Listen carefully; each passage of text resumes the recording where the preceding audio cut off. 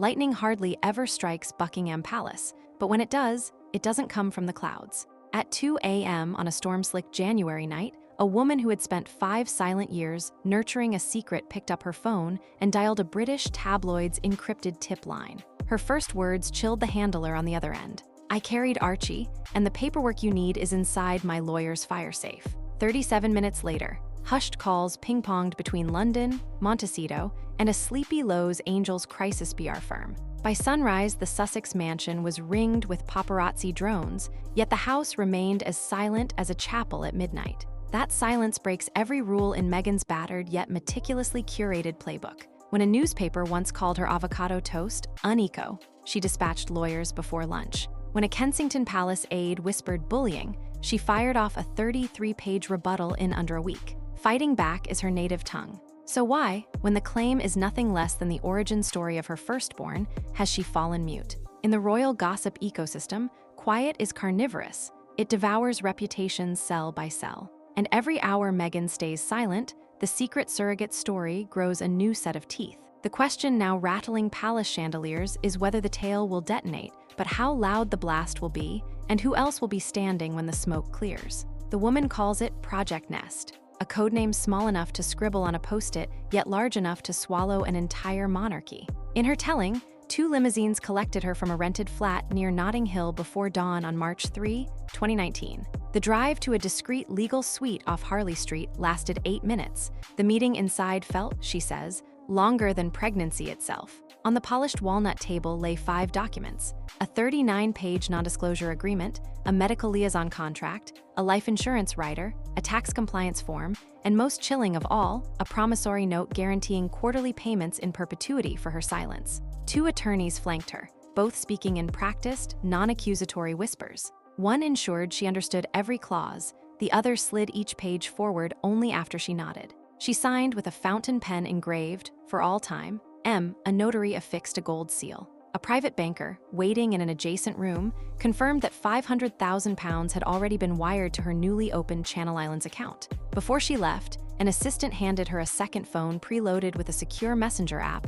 and a single contact labeled Nightingale. "Send every medical update here," the assistant instructed. "Delete each thread after reading the reply." For 21 weeks, the system operated with the precision of a Swiss watch. Ultrasound screenshots sent at dawn, reassuring thumbs-up emojis received by dusk, another silent wire hitting the account every 90 days. She obeyed every instruction: specialty prenatal vitamins, a strictly organic meal kit delivered nightly, even relocation to a different flat when paparazzi staked out the first one. Her own parents believed she was on an extended work contract in Dubai. The secrecy felt suffocating, she admits, but the money promised a life she had only imagined: a mortgage-free cottage in Dorset, a modest trust for her younger sister, and perhaps, for the first time since university, a year without counting grocery pennies. And then, precisely 5 months after Archie's public debut, the gears jammed. The 4th payment never landed. The Nightingale contact vanished from the app. The private banker's number rang to voicemail. She waited, she worried. She reread the NDA by phone light at 3 a.m., searching for loopholes she prayed weren't there. At first she told herself it was a clerical error. Million-pound empires have shoddy accountants too. But when the second missed payment arrived, and with it, a past due notice on her new home, fear calcified into resolve. Desperation pushed her to rescue mode. She contacted a lawyer friend, copied every chat log to a flash drive, printed clinic invoices, and retrieved a tiny envelope from her freezer. A heel-prick blood sample the neonatal nurse had handed her under the table, in case you ever need proof. Invisible ink, her lawyer called it, useless until exposed to the right light, then blinding. By December, she had assembled a dossier thicker than a royal wedding program. Yet she wanted one last olive branch, a letter delivered by hand to the Sussex legal team offering quiet arbitration. The reply was deafening silence. It was only then, she says, that she chose to blow the whistle. And now, as the world refreshes social media feeds waiting for any Sussex rebuttal, she sits in a suburban kitchen, clutching a folder labeled contingency, and wonders out loud, how many facts does it take to drown a fairy tale? But if Project Nest was crafted to be lawyer-tight, why is the nest cracking open now? The simplest answer may be the oldest. A contract can silence a voice, but it cannot extinguish betrayal.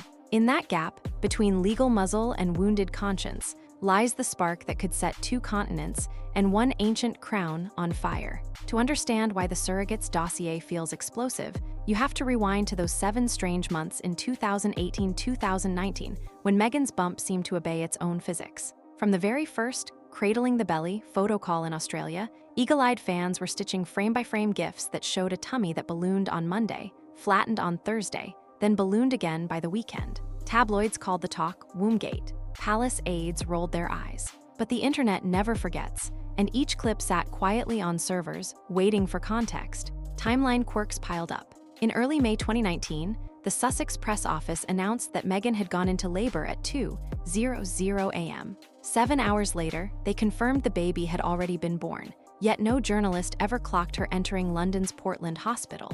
2 days afterward, Meghan and Harry surfaced in Windsor Castle's St. George's Hall, immaculate in designer whites, offering reporters 90 seconds and 0 follow-ups. Gone was the decades-old tradition of a royal mum posing, tired, yes, but visibly postpartum, on the maternity ward steps. Instead, viewers got a pristine tableau: flawless blow-dry, fitted dress with no swelling, and a baby so swaddled only the tip of a nose could be seen. Then came the paperwork riddle. On June 17, 2019, 6 weeks after Archie's birth, Meghan quietly amended the certificate, replacing Rachel Meghan with the grander Her Royal Highness the Duchess of Sussex. A spokesman later blamed the palace, yet insiders insisted the Sussex team requested it. Alone, the switch looked like fussy protocol. In hindsight, critics call it a retroactive patch. By removing her given names, Meghan also erased the last legal field that might show whether she'd physically delivered. The oddities kept surfacing. A maternity wear designer claimed she'd expedited last-minute bump padding for a VIP client. A Windsor Castle staffer leaked that the Queen's doctors, long-standing witnesses at royal births, were not required. Each detail sounded trivial until the surrogate surfaced and rethreaded them like beads on wire. Suddenly, the elastic bump, the no-photo hospital dash, the certificate tweak, every separate puzzle piece, clicked into a single, unnerving image. And here, where things turn from curious to constitutional. Because in the House of Windsor, a birth certificate isn't just baby trivia. It's a notarized receipt for the next 100 years of succession. If the paperwork is wrong, the bloodline ledger wobbles, which leads us straight to the collision course between 2 worlds: a monarchy powered by tradition and a duchess who spent her formative years mastering Hollywood illusion. But when palace protocol meets red carpet optics, which one buckles first? Across the Atlantic, an A-list pregnancy is a branding sprint. Curated Instagram reveals, glossy bump-style editorials, and post-birth diet shake sponsorships. Meghan understood that dance long before she entered royal orbit. Yet the crown plays a different game, one codified in dusty letters pat and reinforced by centuries of show the baby, show the mother. For royals, transparency isn't politeness, it's protection. Every witnessed contraction, every signature by a royal physician, is a firewall against future claim jumpers. That firewall cracked the moment Meghan swapped maternity ward steps for a palace hallway. No medical team stood beside her, no attending obstetrician briefed the press. Instead, the Duchess delivered a Netflix-ready vignette: warm lighting, softened focus, brand new mother glowing like an Oscars presenter. It was visually flawless and procedurally unrecognizable. Palace courtiers, privately ruffled, later admitted they were cut out of the loop. One senior aide warned that any hint of surrogacy would catapult the issue to the Privy Council, because British law has never confronted the question of an unelected surrogate carrying a constitutional heir. Hollywood, of course, had no such qualms. Within weeks, Meghan's bump journey was packaged in People magazine spreads, Mom-to-be glow features, and a Vogue-approved wellness listicle. Every photo was color-graded perfection. And here, the friction point: when monarchy leans on dusty transparency, but Hollywood leans on curated mystery, the audiences overlap and contradictions surface. Viewers began to ask why a duchess, whose every speech preached authenticity, chose the single celebrity right the royals rarely skip: the candid hospital door debut. Royal historian Dr. Clive Denton puts it bluntly: in showbiz, image is currency. In monarchy, legitimacy is oxygen. Lose one and your career flops. Lose the other and the state gasps. Which makes Meghan's strategy baffling. If the surrogate claim proves true, the Duchess didn't merely gamble her personal privacy. She wagered the very rulebook that sustains the throne her husband once vowed to reform, not destabilize. And Harry, his public identity was forged on breaking palace molds, combat boots instead of crown polish, podcasts over palace bulletins. Yet he still draws a stipend from the very institution whose rules demand a transparent birth record. If that record is faulty, Harry risks being recast from rebel prince to unwitting accomplice, or worse, to calculating co-author. The stakes escalate with every unanswered day. Constitutional scholars whisper about a hypothetical, Scenario M, memo tucked in cabinet office files.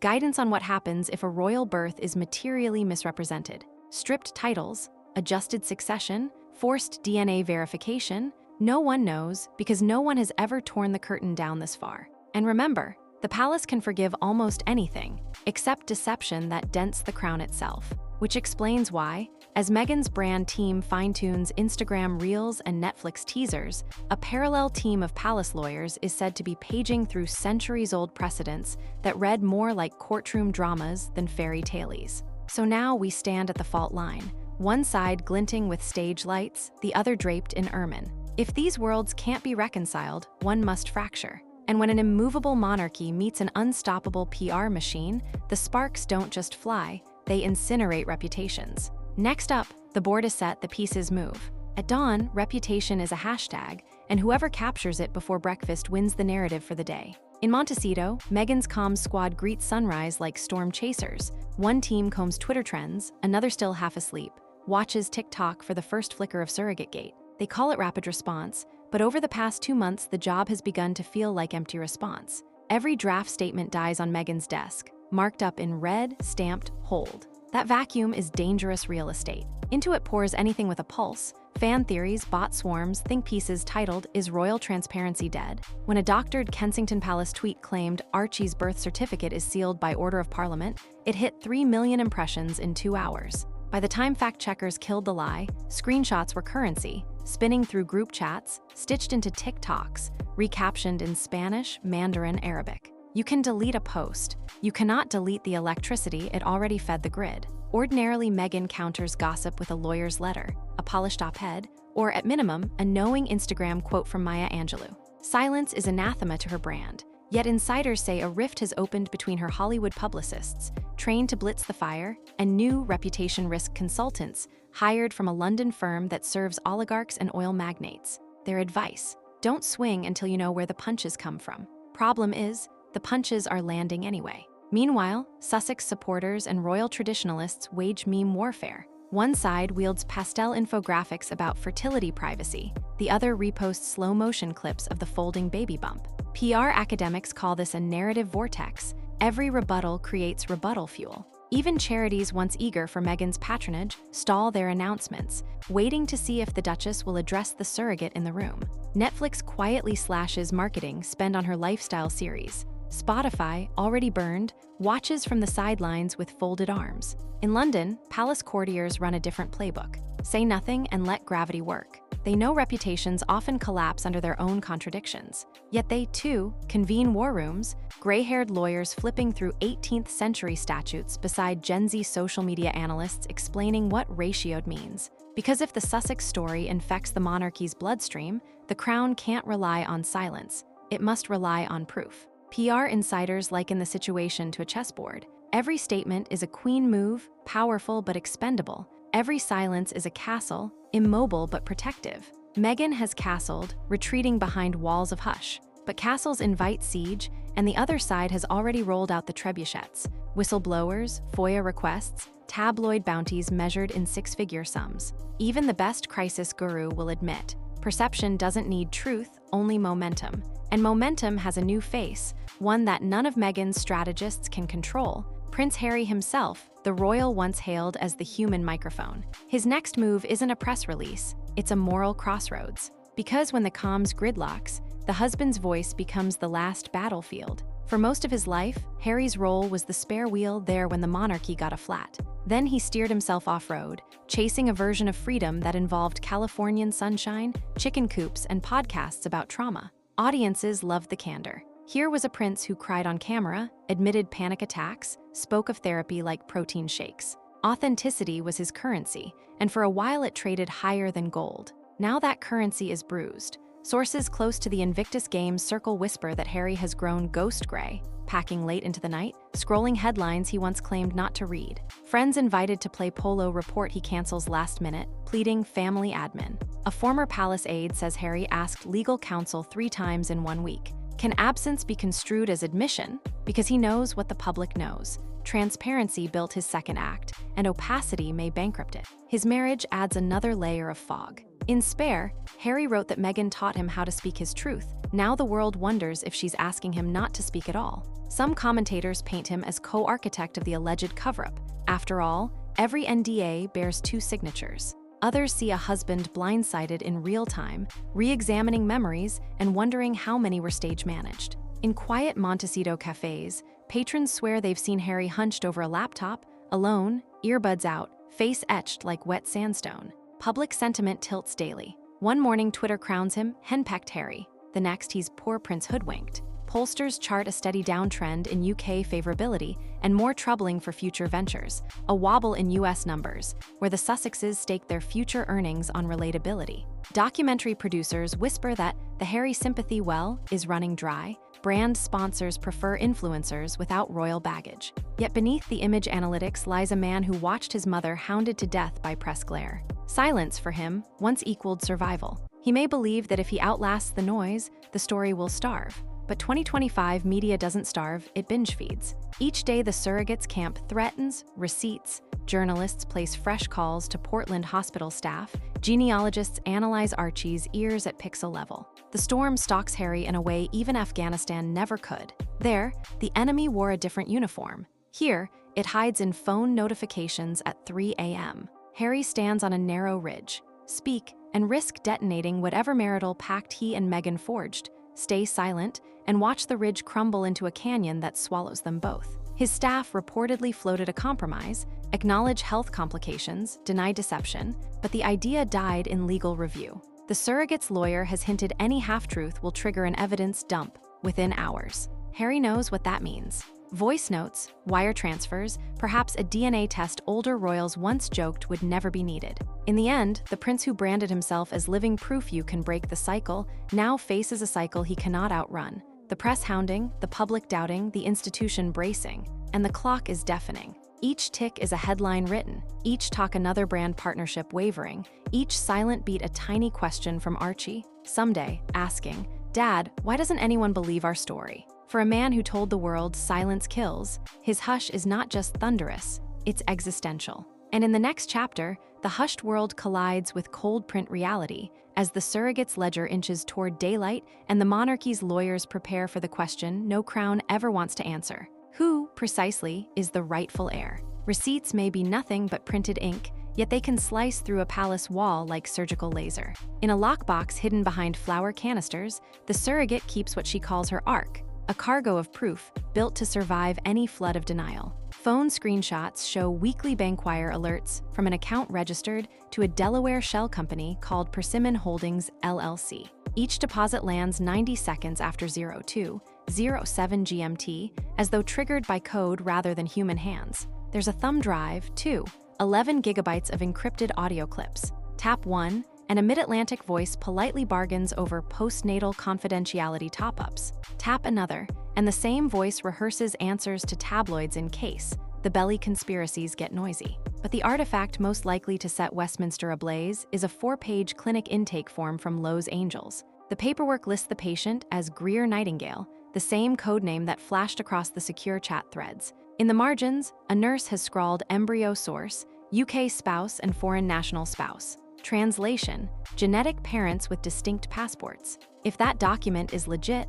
a constitutional gauntlet has just hit the floor. Lawyers on both oceans smell blood. 2 British tabloids have retained forensic audio analysts. A stateside investigative podcast has subcontracted a retired IRS fraud tracker to map Persimmon LLC's money route. And rumor says a junior clerk in the California Superior Court received a sealed subpoena request referencing possible falsification of live birth documentation. Nothing official, yet. But in crisis law, subpoenas are like sharks. The first dorsal fin always surfaces before the feeding frenzy. Tech platforms, meanwhile, have become unwilling evidence lockers. A private subreddit hosts crowdsourced image overlays comparing Archie's earfold pattern to that of the surrogate's toddler son. Twitter's new content policy forces moderators into daily whack-a-mole, striking screenshots that reappear in Bahasa or Czech. Even AI-driven misinformation detectors can't keep up, because this time the claims carry timestamps and routing numbers, not just gossip.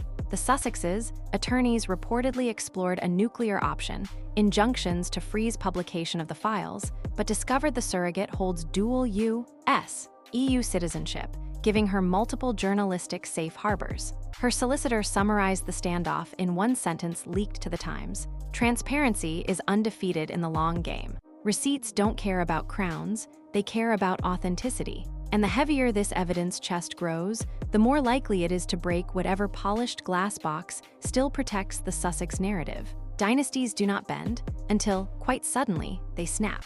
In the vaulted chambers of Whitehall, constitutional scholars huddle over leather-bound volumes last opened when Edward VIII traded sovereignty for marriage. The rules are blunt. Succession flows through the body royal. If a surrogate carried Archie without formal parliamentary consent, every footnote under his name in Burke's peerage turns combustible. A Whitehall briefing paper, circulated under the innocuous heading Hypothetical Discrepancies in Succession Documentation, lists 3 nightmare scenarios. Scenario A: the claim is false, but public doubt forces an unprecedented DNA verification. Scenario B: the claim is partly true, embryo Sussex, womb surrogate, and Parliament must debate emergency legislation to patch the gap retroactively. Scenario C: the claim is entirely true and unlicensed, at which point the Privy Council would be morally obliged to advise removal of princely titles and succession rights. A single asterisk follows that line. Outcome would echo 1701 Act of Settlement gravity.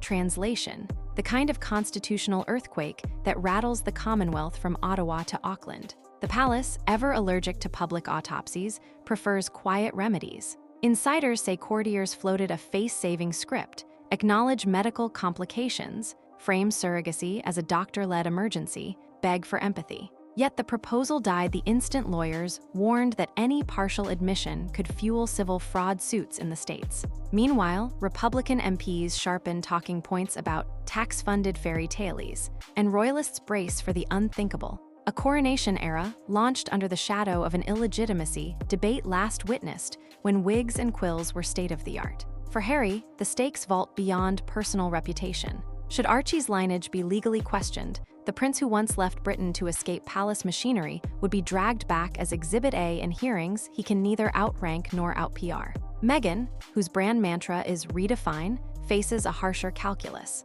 Some institutions will not be redefined. They will either stand unchanged or crush what leans against them. Because if the paperwork surrounding a royal birth is smoke-screened, every future royal christening invites X-ray inspection. And once the public learns how to X-ray a crown, it rarely forgets how. 5 years ago, the Sussexes told the world that truth was their North Star and empathy their compass. Today, that compass spins like a gambler's wheel, and the truth waits outside a locked gate, pounding harder each dawn. The surrogate holds her arc. Investigators trace the money. Historians dust off succession statutes last invoked when electricity was a novelty. In the middle stand Meghan and Harry, one schooled in image, the other in vulnerability. Discovering that silence isn't a shield, it's an hourglass. Every grain that falls is a door closing. Brand deals renegotiated, public trust diluted, a child's biography rewritten by strangers. When the sand runs out, either the Sussexes speak with receipts of their own, medical, legal, undeniable, or the ark will open and speak for them.